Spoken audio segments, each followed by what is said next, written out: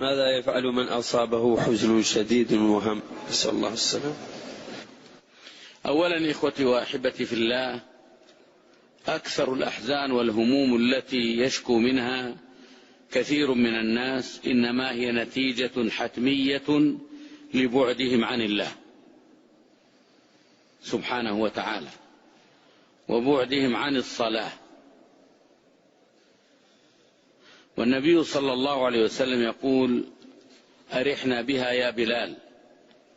ويقول: وجعلت قرة عيني في الصلاة. وكان إذا حزبه أمر فزع إلى ماذا؟ إلى الصلاة.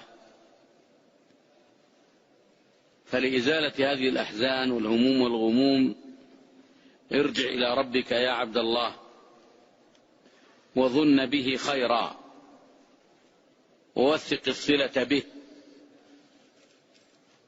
بأداء الفرائض والنوافل والجد والاجتهاد في العبادة التي تقرب إلى الله سبحانه وتعالى. ثم الدعاء، هناك أدعية للكرب والحزن، منها قول النبي صلى الله عليه وسلم: اللهم إني عبدك ابن عبدك ابن أمتك ناصيتي بيدك ماض في حكمك عدل في قضاؤك أسألك اللهم بكل اسم هو لك سميت به نفسك وأنزلته في كتابك أو علمت به أحدا من خلقك أو علمته أحدا من خلقك أو استأثرت به في علم الغيب عندك أن تجعل القرآن ربيع قلبي وجلاء همي وغمي وذهب حزني وشفاء مرضي. يقول النبي صلى الله عليه وسلم: من قاله وبه هم أزال الله همه وأبدله به فرحا. ومن ذلك قول النبي صلى الله عليه وسلم عند الهم: لا إله إلا الله العظيم الحليم، لا إله إلا الله رب العرش العظيم، لا إله إلا الله رب السماوات ورب الأرض ورب العرش الكريم.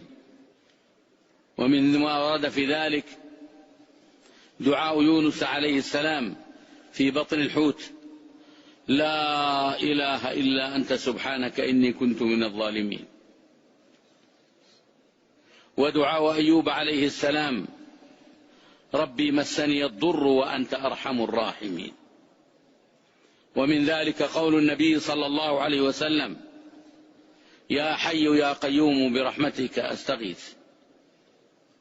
فهذه من أعظم الأدعية التي ترد في الحزن والهم: تلاوة القرآن، الرجوع إلى الله.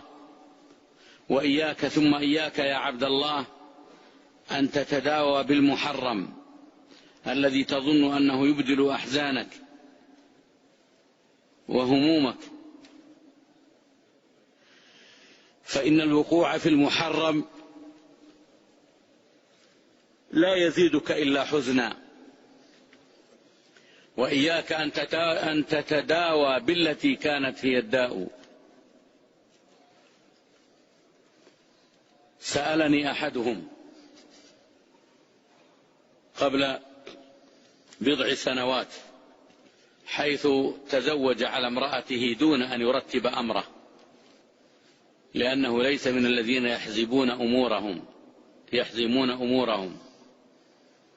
فلما علمت المرأة وأولادها وجاء إلى البيت أدخلوه وخنقوه حتى طلق الزوجة الجديدة، الأولاد وأم الأولاد. فتحت التهديد بالقتل جعلوا الحبل في عنقه وأخذوا يخنقونه حتى طلق. فقلت: ماذا فعلت؟ قال: والله على حد عبارته أخذت بعضي ورحت إلى درة العروس وجلست فيها أسبوعا. قلت: كم بينك وبين مكة؟ قال: 70 كيلا. قلت: وما الذي منعك أن تترك زفت العروس وتذهب إلى هذا درة العروس؟ ليس اسم لجدة، اسم لمكان معين فيه من الغنى والخنا ما الله به عليم. الشاهد ذهب يداوي نفسه بالتي كانت هي الداء. فنصحته بأن يتوب إلى الله عز وجل من الذهاب إلى بيت الخنا، وعليه أن يذهب إلى مكة ويعتمر ويشرب من زمزم ويلجأ إلى ربه. ووجهته بتوجيهات نسأل الله أن ينفعه بها من ترتيب أمور الزواج.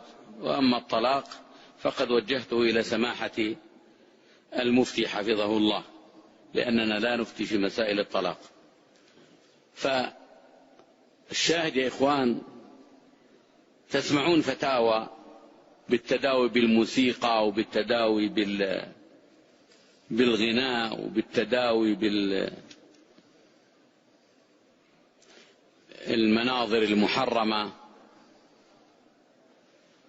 هذا كله من تلبيس إبليس الذي يريد أن يزيدك حزنا على حزن. النبي صلى الله عليه وسلم لما رأى الرجل وفي يده حلقة من صفر قال: ما هذا؟ قال: من الواهنة. قال: انزعها فإنها لا تزيدك إلا وهنا، وإنك لو مت وهي عليك ما أفلحت أبدا. فإذا يا عبد الله انتبه انتبه، وإياك أن تتداوى بالتي هي الداء. وإذا أردت إزالة أحزانك وأتراحك وتحويلها إلى أفراح فالجأ إلى ربك واسأله أن يجعل لك من كل هم فرجا، ومن كل ضيق مخرجا، ومن كل بلاء عافية. هذا هو الطريق الصحيح لإزالة الأحزان، وهو الرجوع إلى الله والتقرب إليه.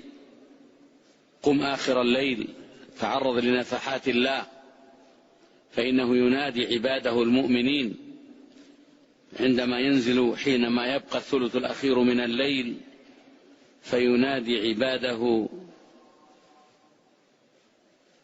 من يسألني فأعطيه، من يستغفرني فأغفر له، من يدعوني فأستجيب له. فالجأ إلى ربك يا عبد الله. وأنا أؤكد لك أن هذا الحزن سوف يزول متى اعتمدت على الله ورجعت إليه وتوكلت عليه وأنبت إليه وعلقت به حوائجك. وإياك أن تذهب إلى المشعوذين والدجالين وأكلة أموال الناس بالباطل، وإنما عليك أن تلجأ إلى ربك وتجأر إليه وتدعوه وتتضرع إليه، فإنه يحب الملحين عليه بالدعاء، لا سيما في سجودك وفي آخر الليل وعند السفر وعند الإفطار ونحو ذلك.